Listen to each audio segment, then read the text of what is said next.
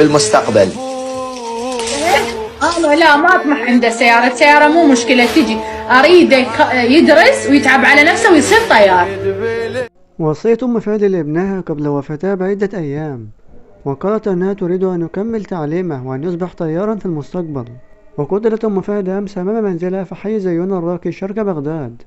وأظهر مقطع فيديو متداول القاتل الذي يستقل دراجة نارية ويتوجه إلى الضحية أثناء صعودها سيارتها، ويتردد على نطاق واسع أن الجاني صدر هاتفها المحمول الشخصي الذي يعتقد أنه يضم مجموعة أفلام وصور لشخصيات سياسية وأمنية نافذة.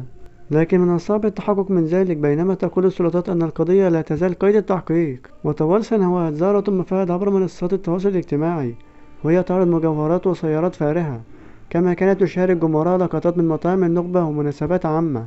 وتناقل مدونون صورة للشخص قيل أنه المنفذ لعملية الاغتيال، فيما لم يصدر عن وزارة الداخلية بيان يؤكد ذلك. وبكده نكون وصلنا لنهاية الفيديو. ما تنساش تشترك في القناة وتفعل زر الجرس وتعمل لايك للفيديو لتصلك كل جديد. والسلام عليكم ورحمة الله وبركاته.